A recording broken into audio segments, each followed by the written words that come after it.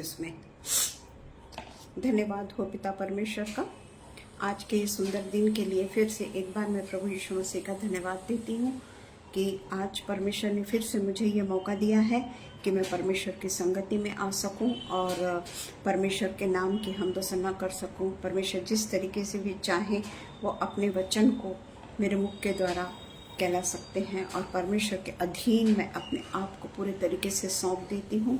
और जो भी कुछ हम में कमियां हैं या घटी है, मैं पिता परमेश्वर से प्रार्थना करती हूँ कि सारी कमी और घटी जो भी कुछ हम में पाई जाती है वो यीशु मसीह के नाम से पूरी तरीके से दूर हो जाए। आइए हम प्रार्थना करें। धन्यवाद हो पिता, धन्यवाद धन्यवाद धन्यवाद धन्यवाद धन्यवाद धन्यवाद करते हैं पिता परमेश्वर इस सुंदर समय के लिए। पिता परमेश्वर हम आपको तहे दिल से धन्यवाद करते हैं पिता कि आज आपने फिर से हमको पिता परमेश्वर पूरे तरीके से स्वस्थ रखा ताकि हम आपके नाम को लेने के लिए पिता परमेश्वर ये पेज पर आ सके, आपके नाम की महिमा कर सके, आपके नाम को ऊंचे पे उठा सके और पिता परमेश्वर जीवित गवाही को पेश करने वाले हो सके। पिता परमेश्वर हम पिता परमेश्वर यही चाहते हैं पिता परमेश्वर कि जो भी कुछ हम आपके वचन के द्वारा पिता परमेश्वर आज बोलेंगे वो होने देना पिता परमेश्वर की वो वचन केवल और केवल हमें पिता परमेश्वर आगे बढ़ाने वाला, हमें आत्मिक रूप से हमारी उन्नति करने वाला और किसी को पिता परमेश्वर हम दोष देने वाले ना हो, किसी के ऊपर पिता परमेश्वर को इल्ज़ाम लगाने वाले ना हो, बल्कि पिता परमेश्वर हम पूरे तरीके से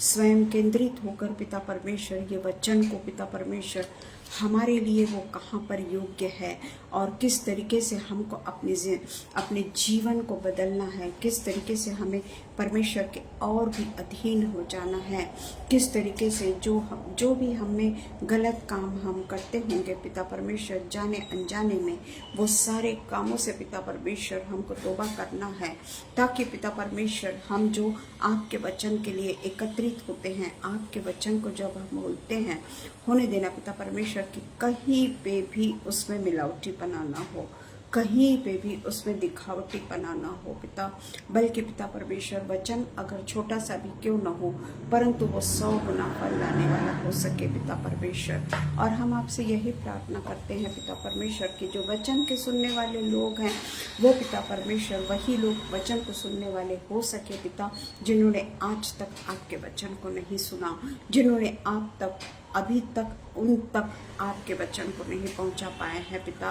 और पिता परमेश्वर वो आपके वचन के भूखे और प्यासे हैं और वो भटक रहे हैं पिता परमेश्वर वो जल को पीने के लिए जिसमें पिता परमेश्वर जीवन मिलेगा, जिसमें पिता परमेश्वर अगापे पिता परमेश्वर प्रेम मिलेगा। वो प्रेम को पाने के लिए वो आज भी भटक रहे हैं, उनके लिए पिता परमेश्वर आपके वचन को पिता परमेश्वर हम शेयर करने वाले हो सके, क्योंकि पिता परमेश्वर जिन्होंने आपके वचन को सुन रखा है वो तो पिता परमेश्वर उसमें नुक्ताचीनी भी कर सकते हैं, या आज का वचन अच्छा नहीं था, या आज के वचन में ऐसा बोलना था, आज के वचन में वैसा बोलना था, ये हम कहते हैं पिता परमेश्वर, क्योंकि पिता परमेश्वर हम अपने आप को बहुत ज़्यादा वचन में अपने आप को डॉक्टर समझ लेते हैं, परंतु पिता परमेश्वर ये वचन उन तक जाने वाला हो सके जो पिता परमेश्वर ये वचन के लिए पूरे तरीके से अनभिज्ञ हैं और उनके जीवन में बदलाव होने वाले हो सके, क्योंकि हम नहीं जानते पिता परमेश्वर के अंतिम समय कब है। उसके पहले ही पिता परमेश्वर हमें उन लोगों तक वो ये वचन को पहुंचाना है जिन्होंने परमेश्वर के वचन को आज तक नहीं सुना या वचन को सुना है परंतु उनके रास्तों को बंद कर दिया गया है। पिता परमेश्वर ऐसे लोगों के लिए मैं प्रार्थना करती हूँ, ऐसे लोगों के लिए पिता परमेश्वर आप उनके मन के दरवाज़ों को खोलिए, ऐसे लोगों के लिए पिता परमेश्वर ये वचन उन तक पहुंचने वाला हो सके। हम सब मिलकर यही प्रार्थना करते हैं। जो कोई भी पिता परमेश्वर ये वचन को सुन रहा है उनको पिता परमेश्वर आप 100 गुना आशीष दीजिए और होने दीजिए पिता परमेश्वर कि वचन के सुनने वाले नहीं बल्कि वचन के अनुसार चलने वाले और वचन के अनुसार दूसरों को भी सही राह दिखाने वाले हम हो सके पिता परमेश्वर। आज पिता परमेश्वर विशेष करके आगरा मसीह मंडली के लिए हम दिल के गहराई से पिता परमेश्वर ये पेज के लिए पिता परमेश्वर प्रार्थना करते हैं कि ये पेज के द्वारा अनेक लोग उद्धार पाने वाले हो सके, अनेक लोग यीशु मसीह के नाम को जानने वाले हो सके। हम विशेषकर पिता परमेश्वर शबनम के लिए, अनुपम भैया के लिए, उनके दोनों बच्चों के लिए, सब लोगों के लिए प्रार्थना करते हैं कि जो सब लोग मिलकर परमेश्वर के कार्य को करते हैं, पिता परमेश्वर, जो पिता परमेश्वर अपनी नौकरी को संभालते, अपनी ड्यूटी को संभालते हुए पिता परमेश्वर के लिए कार्य करते हैं, उन्हें पिता परमेश्वर और पिता परमेश्वर आत्मिक बुद्धि से भरते चले जा, आत्मिक ज्ञान से भरते चले जा, और पिता परमेश्वर आत्मिक डिलडौल में इन लोगों को बढ़ा। पिता परमेश्वर, सब कुछ हम हमारे उद्धारक यीशु मसीह के नाम से मांगते हैं, सुनिए और कबूल करिए। आमीन पिता, आमीन। यीशु मसीह के नाम का हम धन्यवाद करते हैं आज के दिन के लिए कि फिर से परमेश्वर ने आज का दिन हमें दिया है कि हम परमेश्वर के नाम से उपस्थित होकर परमेश्वर की स्तुति और आराधना कर सके। पिता परमेश्वर का धन्यवाद हो कि आज के दिन परमेश्वर ने फिर से मुझको परमेश्वर के वचन को ग्रहण करने के लिए यहाँ पर बुलाया है। बोलने के लिए नहीं, बोलना बहुत आसान है, हर कोई बोलना जानता है, और वो ये चाहता है कि मैं उससे अच्छा बोलूं। एक कंपैरिजन की भावना होती है, एक कंपटीशन की भावना होती है, परंतु परमेश्वर का वचन जो है वो अनपढ़ और जो पढ़े लिखे भी नहीं है, जिन्होंने परमेश्वर के वचन को बहुत अच्छे तरीके से उसका बयान नहीं कर पाते हैं, ऐसे लोगों के द्वारा जब परमेश्वर बात करता है तो वो उनके मुख का प्रयोग करता है।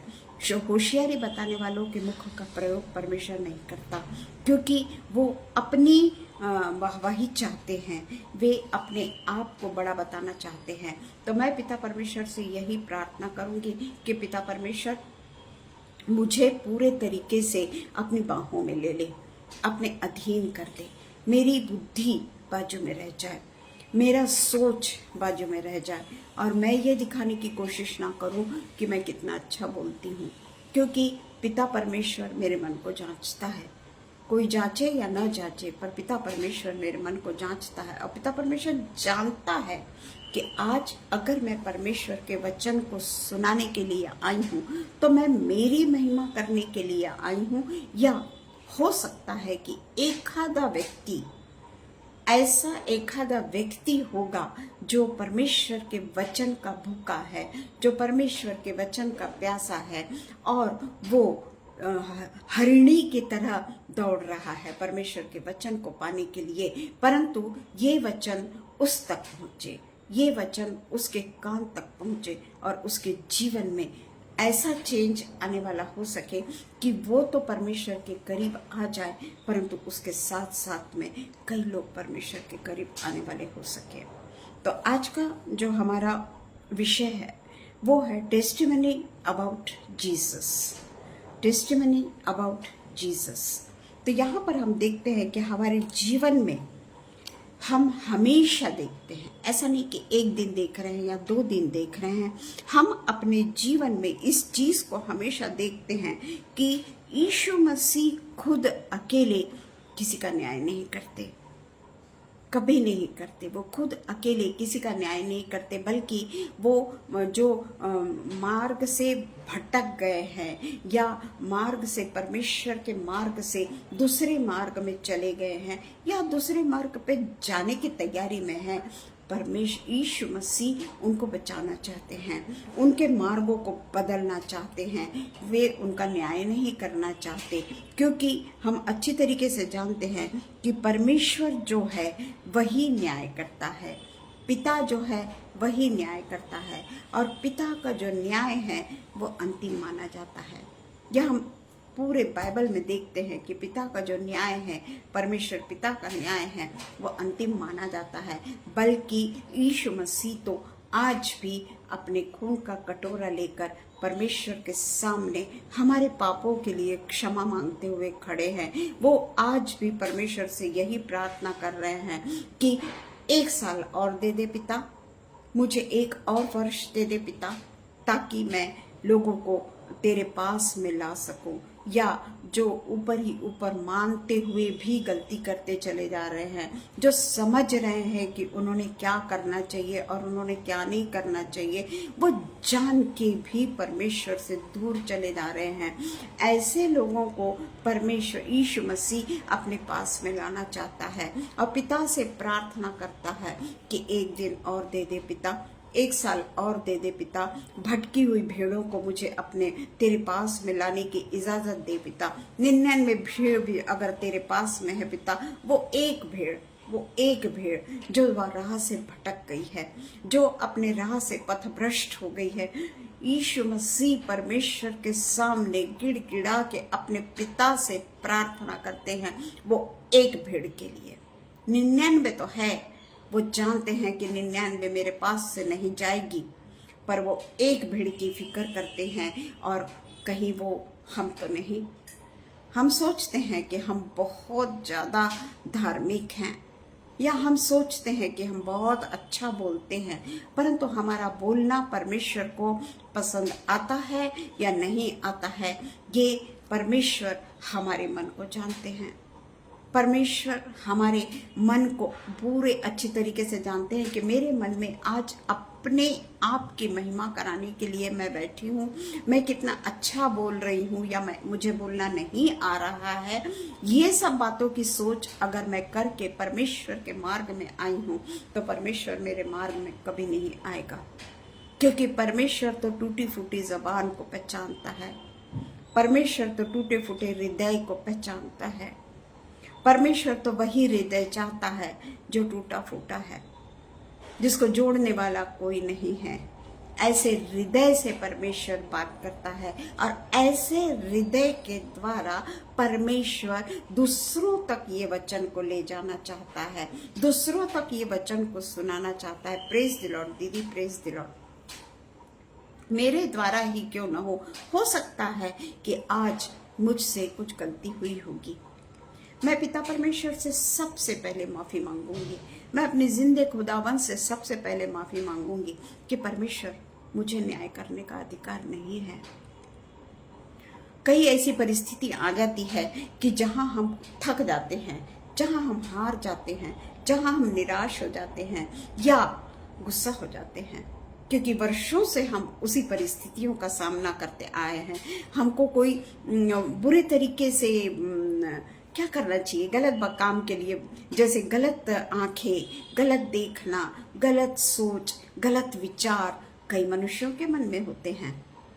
परंतु मैं पिता परमेश्वर से यही प्रार्थना करती हूँ कि पिता परमेश्वर मैं अकेली नहीं हूँ, तू मेरे साथ में है, क्योंकि अभी मैंने इस चीज़ को और भी अच्छे से अनुभव किया है कि किस तरीके से मेरा पिता परमेश्वर इतने कठिन परिस्थिति में भी मुझको उठा के खड़ा किया है।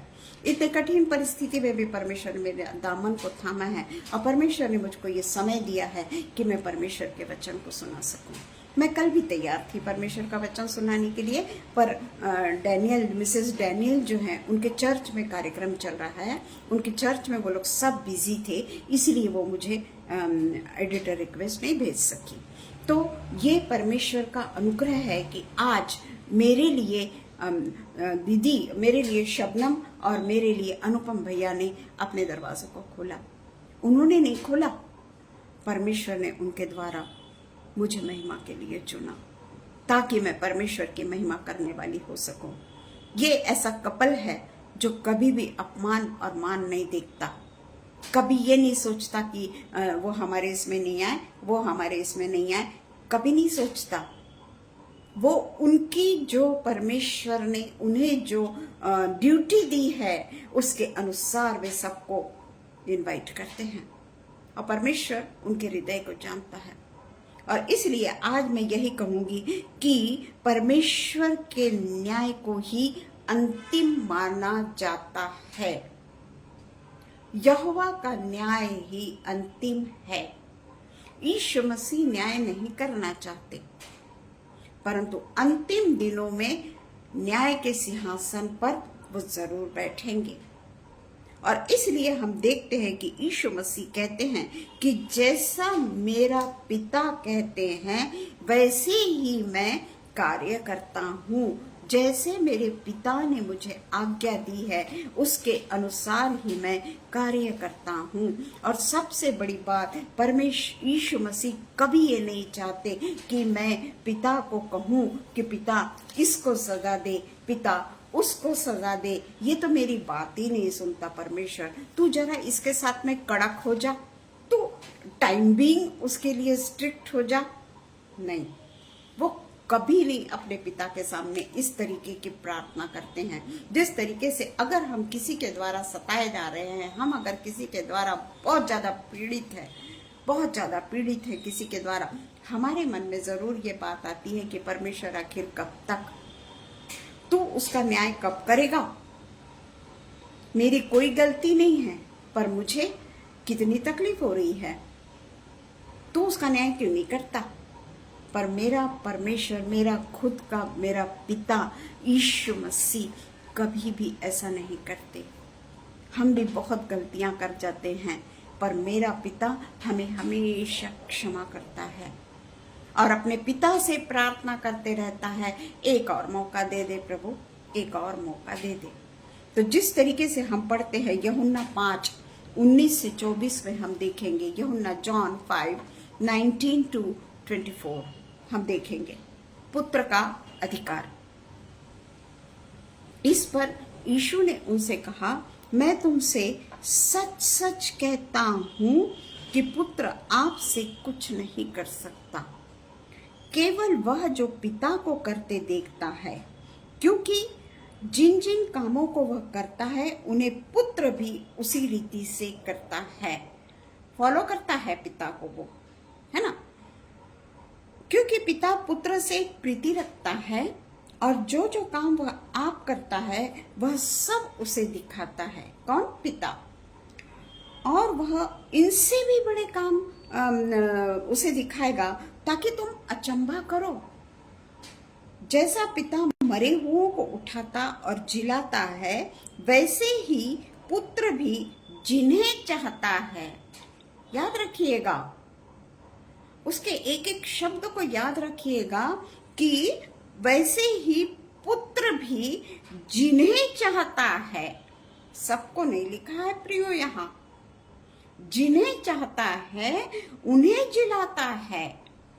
पिता किसी का न्याय नहीं करता, परंतु न्याय करने का सब काम पुत्र को सौंप दिया है। पर पुत्र हमेशा माफ करने का काम करता है। यीशु मसीह हमेशा हमें माफी करना चाहते हैं, माफी देना चाहते हैं। Praise the Lord Urmila, praise the Lord sister, praise the Lord. कभी भी पुत्र जो है, यीशु मसीह जो है, वो हमें सजा नहीं देना चाहते, वो हमेशा हमें माफ करना चाहते हैं। पर ऊपर का वचन है कि जैसा पिता मरे हुओं को उठाता है और जिलाता है, वैसे ही पुत्र भी जिन्हें चाहता है उन्हें जिलाता है। हम क्या करते हैं, बाइबल को पढ़ने का हमारा एक तरीका होता है कि आज मैं 5वां अध्याय पूरा पढ़ लूंगा, या आज मैं 5 और 6 अध्याय पढ़ लूंगा, परंतु उसी में एक आध ऐसा शब्द मिल जाता है, एक आध ऐसी लाइन हमसे छूट जाती है कि हम नहीं समझ पाते कि पुत्र हमसे क्या कहना चाह रहा है। क्योंकि यहाँ पे स्पष्ट रूप से लिखा है कि पुत्र भी जिन्हें चाहता है उन्हें जिलाता है। पिता किसी का न्याय नहीं करेगा, परंतु न्याय करने का सब काम पुत्र को सौंप दिया है, जो अंतिम समय में होगा। आज पुत्र हमें पूरे तरीके से मौके पे दिया चला जा रहा है। जिस तरीके से हमारे सगे माता पिता हमको कभी भी गलत राह पे नहीं चलने देना चाहते, उसके लिए वो बेत भी उठाते हैं, उसके लिए वो हमें कड़क भी होते हैं, है ना, परंतु वो तो अपने काम में बिजी भी रहते हैं। पर मेरा पिता हमेशा हमको देखते रहता है, वो चाहता है कि हम उसके राहों पे चले, पर हम उस समय इतने अपने संसार के क्रियाकलापों में बिजी होते हैं, या हम अपने कामों में इतने ज्यादा बिजी होते हैं, या मैंने मॉर्निंग में तो पढ़ लिया ना बाइबल, अब मैं इवनिंग में पढ़ूंगा बाइबल और रात को पढ़ के मैं आमीन करके सो जाऊंगा। ये ही मेरा कर्तव्य है क्या? यही मुझको परमेश्वर ने सिखाया है क्या? परमेश्वर कहता है कि तू एक लाइन को पढ़ के उसको मेडिटेट तो कर। हो सकता है वो वचन तुझसे बात करना चाहता है, हो सकता है वो वचन तेरे लिए है, हो सकता है वो वचन के द्वारा तेरे जीवन में आज एक तेज प्रकाश चमकने वाला है, या वो वचन के द्वारा आज तेरे जिंदगी में एक परिवर्तन होने वाला है। ये कभी हमने सोचा? हम सिर्फ पैराग्राफ पे पैराग्राफ पढ़ते चले जाते हैं। हम सिर्फ चौथा अध्याय, पांचवा अध्याय, छठवां अध्याय पढ़ते। और मैंने बाइबल इतनी बार पढ़ा, बहुत अच्छी बात है। लोग बाइबल कई बार पढ़ डालते हैं, बहुत बार पढ़ डालते हैं और उनको बाइबल के हर एक वर्ड्स याद रहते हैं, पर ये हर एक के साथ में नहीं होता। बाइबल पढ़ना काफी नहीं है प्रियो, कि मैंने 10 बार बाइबल पूरा पढ़ लिया, ये काफी नहीं है। बाइबल का एक एक वचन आज मेरे लिए क्या कह रहा है, क्योंकि ये जो वचन है कि पुत्र भी जिन्हें चाहता है उन्हें जिलाता है। मैंने तैयारी की है ना, मैंने तैयारी की, पर ये वचन मैंने नहीं पढ़ी भी होंगी, परंतु मेरे स्किप हो गया। परंतु परमेश्वर यीशु मसीह जो है वो हमें उसी समय पे वो शब्द को उसके ओर उंगली रखता है और बताता है कि ये वचन तेरे लिए भी हो सकता है। और यहां पर हम प्रेज द लॉर्ड शबनम, कि सब लोग जैसे पिता का आदर करते हैं वैसे ही पुत्र का भी आदर करें। पिता का आदर करते हैं वैसे ही हमें यीशु मसीह का भी आदर करना है। जो पुत्र का आदर नहीं करता, जो पुत्र का आदर नहीं करता, वह पिता का जिसने उसे भेजा है आदर नहीं करता। मैं तुमसे सच सच कहता हूं, जो मेरा वचन सुनकर मेरे भेजने वाले पर विश्वास करता है, अनंत जीवन उसी का है। कितने बार पढ़ लिया होगा ना हमने ये, कितने बार हमने ये पढ़ लिया होगा, क्योंकि यूहन्ना है ना, यूहन्ना 5वां अध्याय है। हम तो कई बार मत्ती, मरकुस, लूका, यूहन्ना, ये जो 5 जो पुस्तक है, कितना पढ़ते हैं हम उसको। पर इसका जो एक एक शब्द है कि मैं तुमसे सच सच कहता हूँ, जो मेरा वचन सुनकर मेरे भेजने वाले पर विश्वास करता है, अनंत जीवन उसका है। कुछ नहीं करना है हमको, कुछ नहीं करना है हमको। कहीं जाकर एक पांव पर हमको खड़े नहीं होना है। कोई बहुत बड़े पहाड़ पे जाकर हमको वो नहीं करनी है। कुछ हमको बलिदान नहीं चढ़ाना है। हमें किसी को खुश नहीं करना है। हमको मूर्ति पूजा नहीं करनी है, या हमको मक्का मदीना नहीं जाना है। हमको कहीं नहीं जाना है, हमको कहीं नहीं जाना है। हमारा प्रभु, हमारा पिता कंटिन्यूअसली एक क्षण भी वो हमको नहीं छोड़ता। हम तो उसको कई बार छोड़ देते हैं, पर वो एक क्षण भी हमको नहीं छोड़ता और कहता है कि मेरा वचन सुनकर मेरे भेजने वाले पर विश्वास करता है, अनंत जीवन उसी का है। यीशु मसीह को भेजने वाला उसका परम पवित्र पिता, हमारा परम पवित्र पिता है ना। परंतु वह मृत्यु से पार होकर जीवन में प्रवेश कर चुका है, क्योंकि अनंत जीवन उसका है और उस पर दंड की आज्ञा नहीं होती। अनंत जीवन का अधिकार तो परमेश्वर ने हमको भी दिया है ना। अपने पास में पिता ने नहीं रखा, अपने पास में पुत्र ने नहीं रखा, बल्कि वो अनंत जीवन का अधिकार हम सबको बांटा है। ऐसा नहीं कि मैं उससे ज्यादा प्यार करता हूं, अनंत जीवन का अधिकार मैं उसको दूंगा, या वो परमेश्वर के वचन को बोलता है, वो परमेश्वर के वचन को बोलती है, वो परमेश्वर के वचन को सुनाती है, अनंत जीवन का अधिकार उसका है। नो, नहीं, ऐसा नहीं है। हर किसी के लिए परमेश्वर ने वो अनंत जीवन के अधिकार को रखा है और उस पर दंड की आज्ञा नहीं होती, परंतु वह मृत्यु से पार करके जीवन में प्रवेश कर चुका है। प्रवेश कर रहा है नहीं, या प्रवेश करेगा नहीं, अनंत जीवन में प्रवेश कर चुका है। अब हम देखेंगे कि इसलिए हम अपने आप को खुश करने के द्वारा अपने आप को धर्मी नहीं समझ सकते। केवल एक नौटंकी, या परमेश्वर कहता है आपस में एक दूसरे के साथ में अपने जैसा प्रेम रखो। जैसे आप अपने से प्रेम करते हैं, वही प्रेम आप उनसे करो जिनसे आपको गुस्सा है। ऐसा कोई नहीं कह सकता कि मैं किसी से नफरत नहीं करती, वो तो बहुत अच्छा आदमी है कि वो किसी से नफरत नहीं करता, या कभी तो भी किसी के प्रति उसके मन में गुस्सा नहीं आता। परमेश्वर कहता है धन्य है वो, धन्य है वो।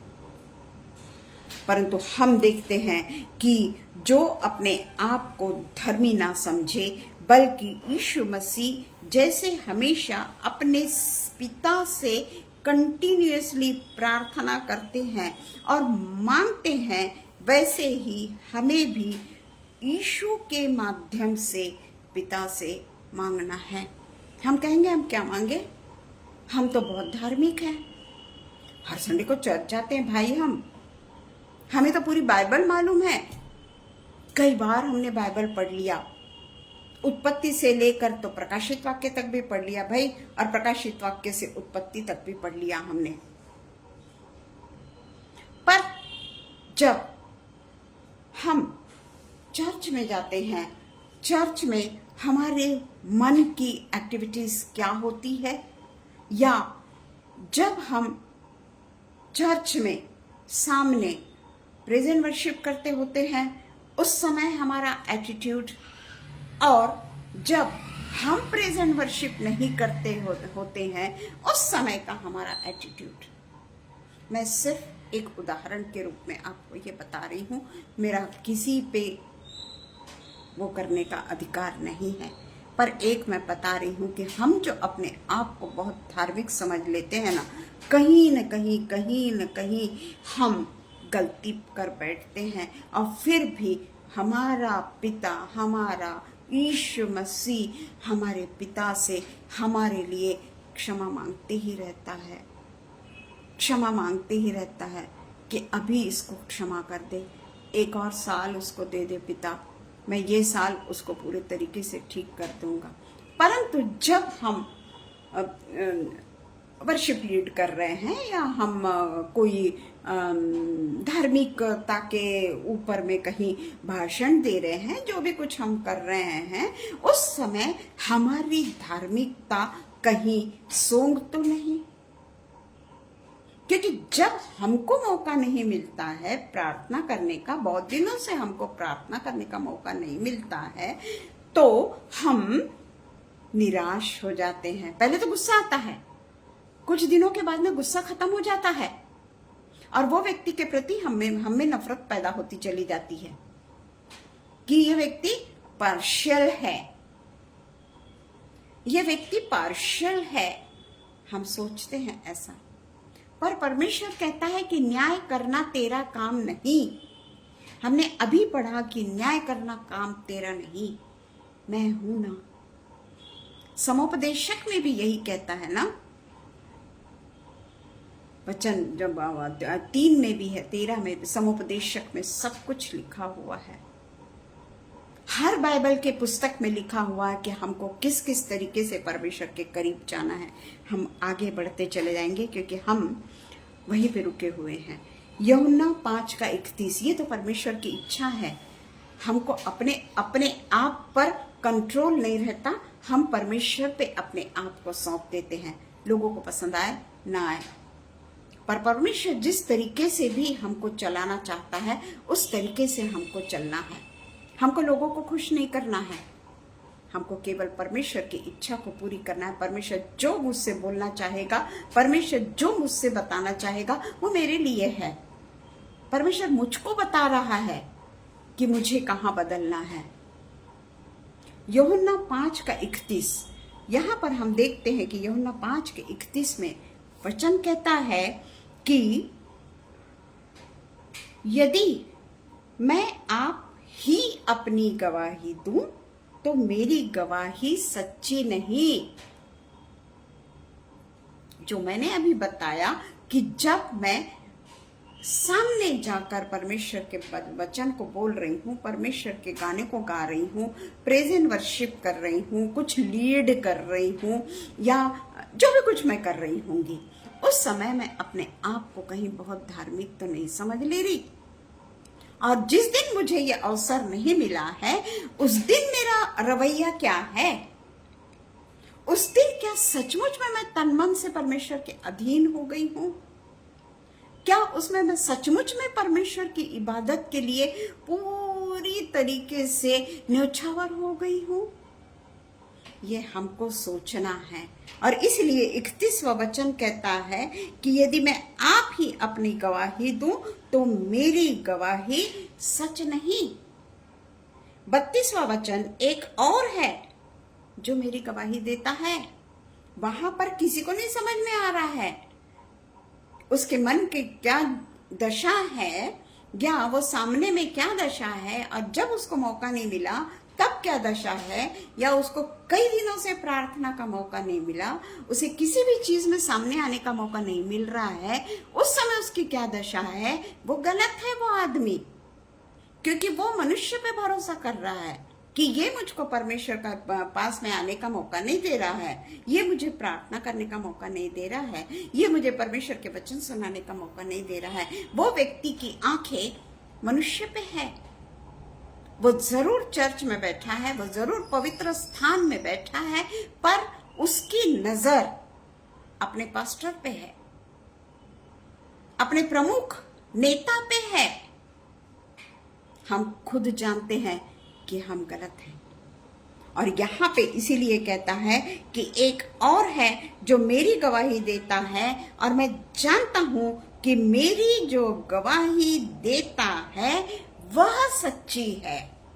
किसी मनुष्य की गवाही पे भरोसा मत करिए। प्रभु का जन अगर मनुष्य की ओर देख रहा है, मनुष्य की ओर से स्तुति चाह रहा है, मनुष्य की ओर से प्रशंसा चाह रहा है, या मनुष्य को प्रभावित करने वाला कार्य कर रहा है, वो परमेश्वर की गवाही उसके लिए वो ध्यान नहीं दे रहा है।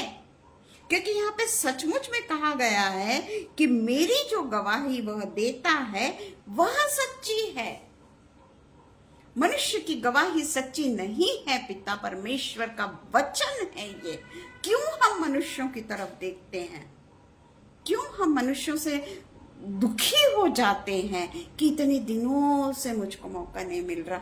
मेरे लिए लोग क्या सोचते होंगे कि इसको आजकल मौका ही नहीं मिल रहा है, इसको कहीं पे कोई क्या कहना चाहिए कि काम ही नहीं मिल रहा है ना। हमको अगर देखना है तो हमको सच्चे परमेश्वर की ओर देखना है कि सच्चे परमेश्वर की गवाही मेरे लिए क्या है। मैं किस लिए गई हूं चर्च में? किस लिए गई हूं मैं चर्च में? लोगों को ये करने के लिए, खुश करने के लिए, धार्मिक अगुओं को खुश करने के लिए? गरीब भी है वहां, गरीब भी है वहां। ऐसे कई लोग हैं वहां पर जिनको लोग जाकर मिलना भी पसंद नहीं करते। क्या हमने अपना प्रतिफल नहीं पाया? और इसलिए हम देखते हैं कि अगर यीशु मसीह अपनी गवाही खुद देते हैं तो वो लोग मान्य नहीं करते। हमने देखा है बाइबल में यीशु मसीह ने अपने लिए बहुत सारी गवाही दी, वो मान्य नहीं की गई, उसको मारा गया, उसका अपमान किया गया, उसे प्रताड़ित किया गया, जबकि उसके पहले लोगों ने उसके द्वारा चंगाई को पाया, छुटकारे को पाया। कई ऐसे कार्यों को देखा जो अनहोना था, पर मनुष्य ने क्या किया? क्या किया? उस परमेश्वर को किस तरीके से अपने पांव तले कुचल दिया। वही मनुष्य जो कल तक, या कहना चाहिए कि यीशु मसीह को जब पकड़ के लेके जा रहे थे, उसके पहले तक वो उसके पीछे पीछे एक चंगाई के लिए दौड़ते चले गए, अपने घर वालों के लिए दौड़ते चले गए। भीड़ की भीड़ उसके पांव पे गिरती रही, अपने कपड़े उसके ऊपर बिछाते रहे, हालेलुया हालेलुया करते रहे, उसकी स्तुति आराधना करते रहे। और कुछ ही देर के बाद में क्या हुआ हम सब जानते हैं। कहीं हमारा चरित्र ऐसा तो नहीं? क्या कर रहे हैं हम? क्यों हम किसी व्यक्ति को देखते हैं? हम जब परमेश्वर के भवन में गए हैं, परमेश्वर की देह में जब हम गए हैं, तो हमें केवल परमेश्वर की देह में रहना है। कोई जरूरी नहीं देखने की कि मेरे को मौका नहीं मिल रहा, मेरे को मौका नहीं मिल रहा। तुमको परमेश्वर जो मौका देगा ना, वो महत्वपूर्ण है, क्योंकि वो गवाही परमेश्वर की गवाही होगी, वो गवाही मनुष्यों की गवाही नहीं है। और इसीलिए यहाँ पे जो लिखा है कि पवित्र शास्त्र के अनुसार सब बातें 2 या 3 गवाही पर निर्धारित की जाती थी और की जाती है।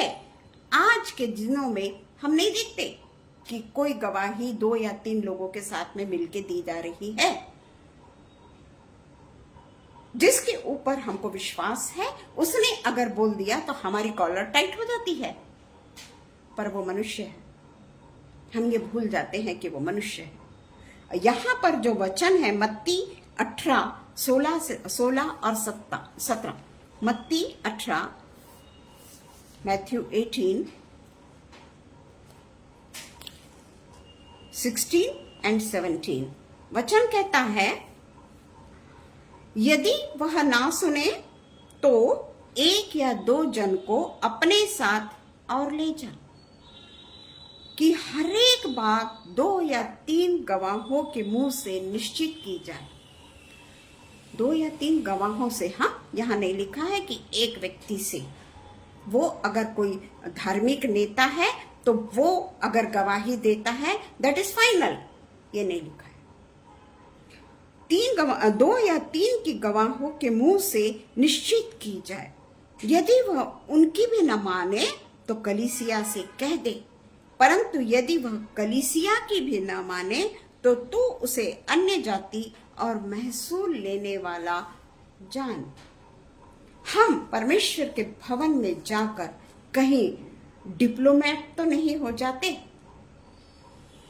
हम अपने आप को कहीं बहुत ज्यादा धार्मिक बताने की कोशिश तो नहीं करते। हम अपने आप को धार्मिक बताने की कोशिश नहीं करते। हम अपने धार्मिक नेता को अपनी धार्मिकता बताते हैं।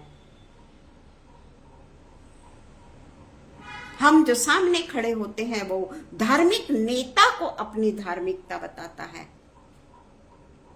जो अपना प्रतिफल पा चुका। क्योंकि परमेश्वर का राज्य केवल बातों और बातों में नहीं है। आप जो भी कुछ कर रहे हैं, अगर परमेश्वर वो देख रहा है, परमेश्वर अगर उसकी गवाही दे रहा है, यीशु मसीह अगर उसकी गवाही दे रहे हैं, आपके जीवन में चेंजेस अगर परमेश्वर देख रहे हैं, आपके जीवन में बदलाव अगर परमेश्वर देख रहे हैं, आपका उठना बैठना बातें करना, एक दूसरे के साथ में आपका व्यवहार, अपने आप को बड़ा बताने की कोशिश ना करें।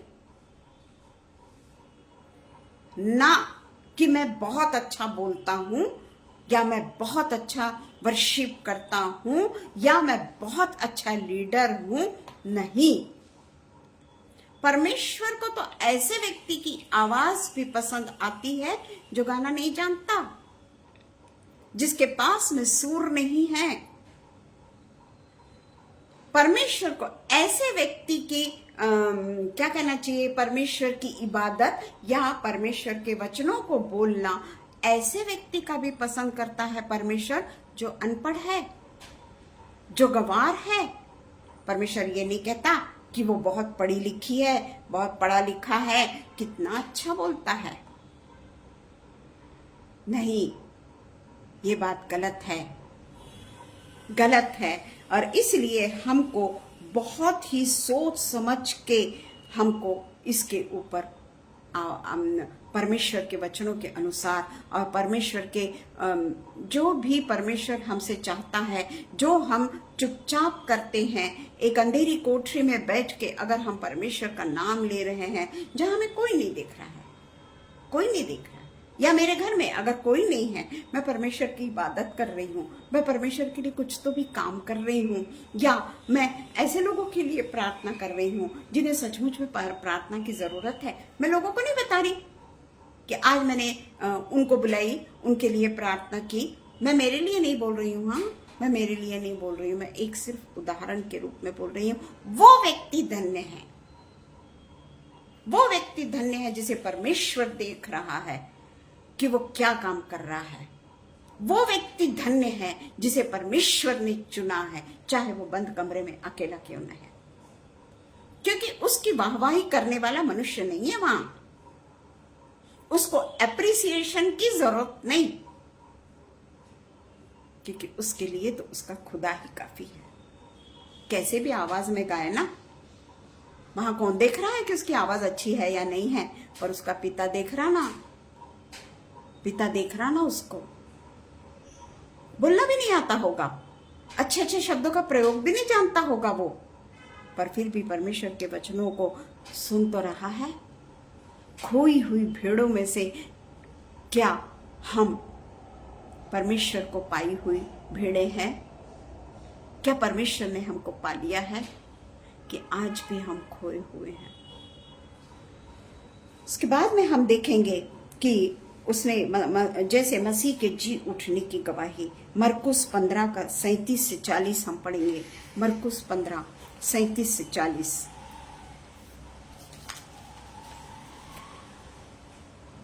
(37 to 40) हम देखेंगे।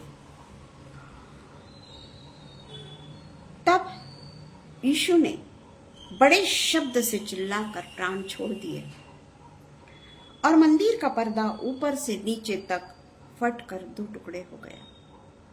जो सूबेदार उसके सामने खड़ा था, जब उसे यूं चिल्लाकर प्राण छोड़ते हुए देखा तो उसने कहा, सचमुच यह मनुष्य परमेश्वर का पुत्र था। सूबेदार वहीं के वहीं उसने परमेश्वर को ग्रहण करके परमेश्वर के पवित्र स्थान में प्रवेश करा। चोर ने तो किया ही किया, उसके बाद में सचमुच वह मनुष्य का कई स्त्रियां का वर्णन है प्रियो, यहाँ पर कोई पुरुष का वर्णन नहीं है। वहां दूर से देख रही थी, उनमें मरियम मगदलिनी, छोटे याकूब और योसेस की माता मरियम और सलोमी थी। जब वह गलील में था तो ये उसके पीछे पीछे हो लेती थी, उसकी सेवा टहल किया करती थी, और अन्य बहुत सी स्त्रियां भी थी जो उसके साथ यरूशलेम में आई थी। सारी स्त्रियां रुकी थी, सारी स्त्रियां अपने परमेश्वर के दुख को देख रही थी, सारी स्त्रियां यीशु मसीह की तकलीफ को देख रही थी, परंतु सारी स्त्रियां डरी नहीं कि इसके बाद में यह हम लोगों को भी मार डालेंगे, कि तू भी तो वही था, तू भी तो वही थी। परंतु यहाँ पर स्त्रियों का उल्लेख किया गया है प्रियो। स्त्रियां ये है चुपचाप देखकर परमेश्वर की इबादत करने वाली औरतें। इन्होंने अपने आप को कोई बड़े पद पे पाने की लालसा नहीं करी कि यीशु मसीह अपने आप को नहीं बचा सकता, वो हमको क्या बचाएगा, बाकी तो सब भाग गए, पर स्त्रियां नहीं भागी। सब वहां पर खड़ी है, जो उसकी स्त्रियां जो सेवा टहल किया करती थी। यहां किसी पुरुष का नाम नहीं है। तो ये है असली परमेश्वर के चुने हुए लोग, जो उस समय जब यीशु मसीह मारा गया, यीशु मसीह को बुरे तरीके से तकलीफ दी गई, सारा समय वो स्त्रियां वहां पर थी। वो नहीं डरी कि इसके बाद में हमारा क्या होगा। उसके बाद में हम देखते हैं, क्योंकि हमारे पास में इतना समय नहीं है कि हम इतनी सारी बातों को पढ़ चुके, मरकुस 16 वो भी हम देखते हैं। फिर मत्ती 27 का 3 और 4, क्योंकि हमारे पास में समय नहीं है। मत्ती 27 3 और 4, जब उसके पकड़ने वाले यहूदा ने देखा कि दोषी ठहराया गया है तो वह पछताया। यहूदा इस्करियोती जो उसके विरुद्ध में सदा षड्यंत्र रखता था, सदा ये देखता था कि मैं इसको कैसे पकड़वाऊं। अंतिम समय तक उसका एकमात्र उद्देश्य यही था कि मैं यीशु मसीह को कैसे पकड़वाऊं। परंतु वो पछताया और वे 30 चांदी के सिक्के प्रधान याजकों पुरनियों के पास में फेर लाया और कहा, मैंने निर्दोष को घात के लिए पकड़वा कर पाप किया है। उन्होंने कहा, हमें क्या, तू ही जान। अब हम यहाँ पे देखते हैं कि यहूदा इस्करियोती पछताया। उसे लगा कि ये एक पवित्र आत्मा है, ये परमेश्वर का पुत्र है जो मनुष्य बनकर हमारे पापों के लिए इस दुनिया में आया, हमारे पापों को अपने ऊपर उठा लिया, हमारे पापों के लिए मारा गया, हमारे पापों के लिए गाड़ा गया। और वो पछताया, परंतु इसका पश्चाताप जो था वो पश्चाताप सही नहीं था। अगर यहूदा इस्करियोती उस समय परमेश्वर से माफी मांगता, यीशु मसीह के पास में जाकर माफी मांगता, या उस समय अगर वो डर भी रहा था तो भी वहीं पे खड़े खड़े अगर वो पश्चाताप करता, तो आज यहूदा इस्करियोती का जीवन कुछ और होता। जो स्त्रियों का जीवन जो नहीं डरी। पर यहाँ यहूदा इस्करियोती का पश्चाताप जो है वो सच्चा पश्चाताप नहीं है। आज हम अपने जीवन में जो पश्चाताप करते हैं, जब हम बाइबल पढ़ते हैं, जब हम परमेश्वर के भवन से आते हैं, बहुत सारे हम सोच कर आते हैं, हम ऐसा करेंगे, हम अब वैसा करेंगे, हम अब यूं करेंगे, हम अब त्यों करेंगे, पर कुछ नहीं करते। सिर्फ वही रटा रटाया बाइबल पढ़ लिए, वही रटाया रटाया 2 बार बाइबल पढ़ लिए, वही उसके अनुसार आमीन कर दिए, गाना गा लिए, सो गए। तो हम देखते हैं कि इसके ऊपर ज्यादा ध्यान न देते हुए यहूदा ने आत्महत्या कर लिया। परंतु हम जब यीशु का पुनरुत्थान लूका 24 1 से 12 में जब पढ़ते हैं, हम उसमें हम देखते हैं कि किस तरीके से वहां पर भी स्त्री थी, कोई पुरुष नहीं था। हम अच्छी तरीके से यहाँ पे देखते हैं लौका इसमें मरियम मगदलिनी, योन्ना और याकूब की माता मरियम और उनके साथ अन्य स्त्रियां भी थी। They are chosen people of Jesus. वो लोग थे वहां पर। यहाँ पे भी स्त्रियां थी और हम देखते हैं कि उसकी बातें को सुनने के बाद में यूहन्ना और पतरस वहां आते हैं, झुककर देखते हैं, वो रुमाल को घड़ी होता हुआ देखते हैं, सब कुछ देखते हैं, परंतु फिर भी छिप जाते हैं। और उसके बाद में हम देखते हैं कि 40 दिन और 40 रात वो उनके साथ साथ में रहा, पर वो एक बंद कमरे में ही पाए गए।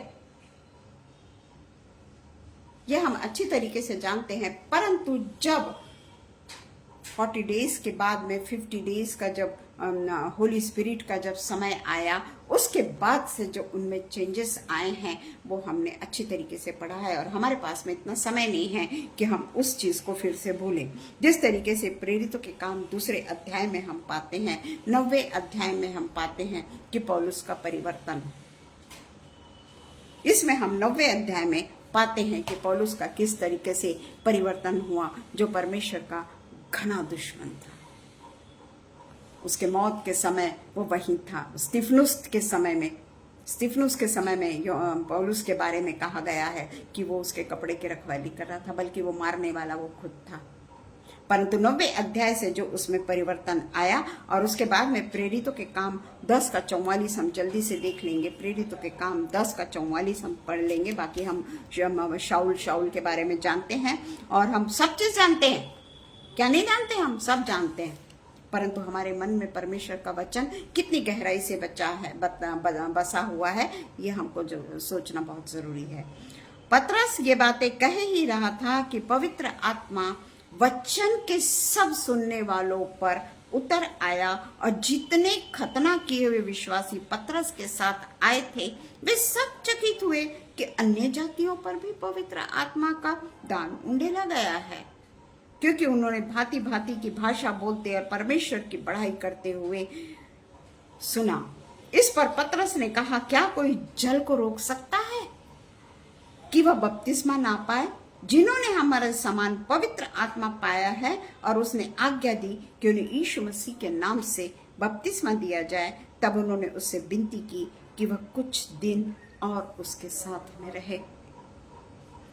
आज हम बपतिस्मा पाए हुए लोग हैं। अन्य भाषाओं में भी हम बातें करते हैं। मैं ये नहीं कहती कि लोगों का चरित्र क्या है, मैं ये नहीं कहती, परंतु हम सब क्या अपना सेल्फ रियलाइजेशन नहीं कर सकते? इतने भी बेवकूफ हैं हम? जब हम दूसरे लोगों को ये कर सकते हैं, दूसरे लोगों को पढ़ सकते हैं, दूसरे लोगों के बारे में नुक्ताचीनी कर सकते हैं कि वो तो चर्च में आती है तो ऐसा करती है, वो तो पीछे देखती है, वो तो सामने देखती है, वो तो ऐसा करती, बहुत सारी बातें हम बोलते हैं, तो क्या हम अपने बारे में सोचते हैं कि हम क्या कर रहे हैं, हमने क्या किया है? क्योंकि जब अन्य जातियों पर पवित्र आत्मा उतरा, उस समय जो धारा बह रही थी, परमेश्वर की आत्मा की जो नदी बह रही थी, आज क्यों नहीं? आज सब कुछ फिर से रुक गया है, सब कुछ फिर से रुक गया है। हम भी डर डर के प्रार्थना करते हैं, हम भी डर डर के अपना दूसरी जगह में जाकर जोर से प्रार्थना करना हमको डर लगता है। उसके बाद में हम जल्दी से देख लेंगे कि खुद यीशु मसीह के लिए पिता की गवाही मार्क 1:11 हम जल्दी से देख लेंगे।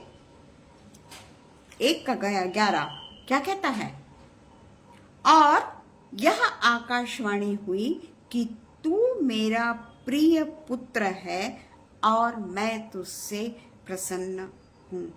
बपतिस्मा, यीशु का बपतिस्मा और परीक्षा के बाद में भविष्यवाणी होती है कि तू मेरा प्रिय पुत्र है और तुझसे मैं प्रसन्न हूँ। भविष्यवाणी होती है और वही पुत्र को उसी का पिता न्योछावर कर देता है। क्यों? हमारे लिए ना, हमारे पापों के लिए ना। यहाँ पर कह रहा है कि ये मेरा प्रिय पुत्र है जिससे मैं अति प्रसन्न हूँ। उसी प्रिय पुत्र को 33.5 साल में हमारे लिए फिर से न्योछावर कर देता है, उससे मुंह मोड़ लेता है, क्योंकि पाप उसके सिर पे था, पाप परमेश्वर पिता यीशु मसीह पे था। पवित्र चीज वहां नहीं रह सकती, वो अपने बेटे को छोड़ देता है। और यहाँ पर हम देखते हैं कि 9 का जो 7वां वचन है, 9 का 7, वो कहता है, हम जल्दी से खत्म करेंगे अब। 9 का 7वां वचन है, तब एक बादल ने उन्हें छा लिया और उस बादल में से यह शब्द निकला, यह मेरा प्रिय पुत्र है, इसकी सुनो। दोबारा परमेश्वर अपने पुत्र के लिए भविष्यवाणी कर रहे हैं।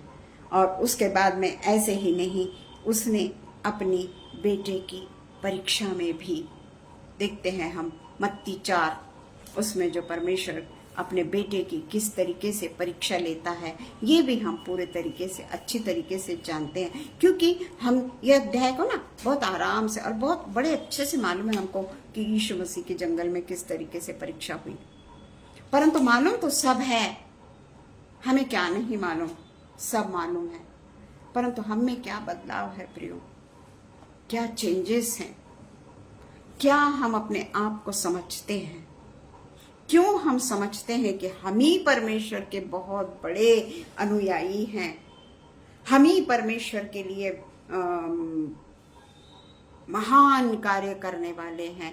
परमेश्वर तो छोटे से छोटे लोगों को भी चुनता है, और उनको चुनता है जिनके मन में कोई कलुषित भावना नहीं, जो दूसरों को खुश करने के लिए चर्च में नहीं आते, जो केवल खुदा को देखने के लिए चर्च में आते हैं, जो अपनी अपनी खुद की वाहवाही करने नहीं आते चर्च में कि मुझे आज क्या बोलना है, मुझे आज परमेश्वर के वचन को बोलना, या मैं ऐसा करने वाला हूं, मैं वैसे करने वाला हूं। नहीं, साइलेंट लिसनर।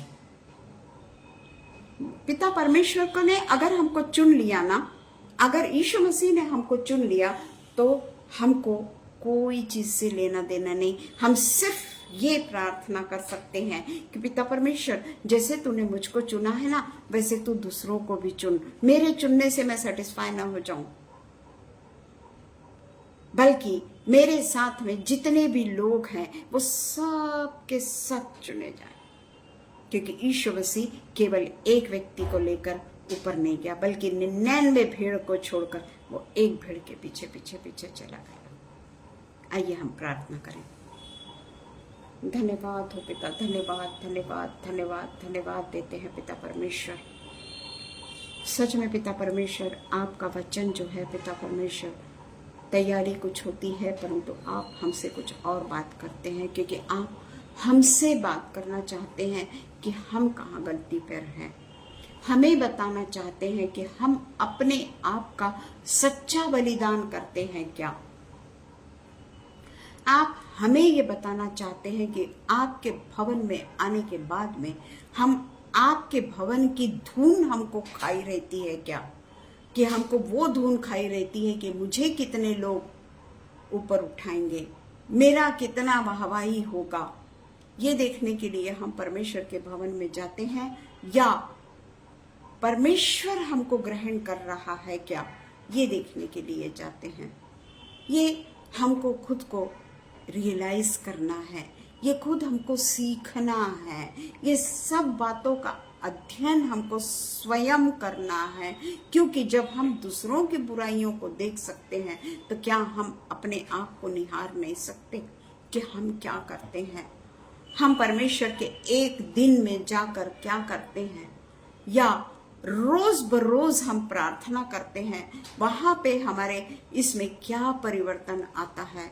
क्या हम परमेश्वर के वचन को, एक वचन को लेकर उस वचन के ऊपर पूरे तरीके से मनन करते हैं, उस वचन पे चिंतन करते हैं, उसे परमेश्वर का दिया हुआ हमारे लिए एक वचन समझ के उसके अनुसार उसके ऊपर मेडिटेट करते हैं कि चौथा अध्याय पढ़ लिया, पांचवा पढ़ लिया, छठवां पढ़ लिया, 10 अध्याय मैंने आज में पढ़ डाले, ये सोचते हैं।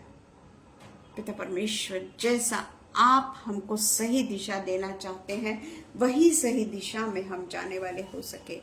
हम किसी के मार्ग के अनुसार ना चले कि वो व्यक्ति वो मार्ग पे चल रहा है, उसे बहुत ज्यादा लोगों का सपोर्ट मिल रहा है, उसे बहुत ज्यादा लोगों का प्यार मिल रहा है। मेरे यीशु मसीह को प्यार नहीं मिला, मेरे यीशु मसीह को ठुकराया गया, मेरे यीशु मसीह को तोड़ा गया, मेरे यीशु मसीह को पांव तले पूरे तरीके से दबा दिया गया, पर उसने उफ तक नहीं की। वही चरित्र आज हम में पाया जाए पिता, कि हम केवल और केवल उनके लिए जिए जिसने आज तक परमेश्वर को ग्रहण नहीं किया, या जिन्होंने ग्रहण किया पर उनके घर के लोग उन्हें आने नहीं देते।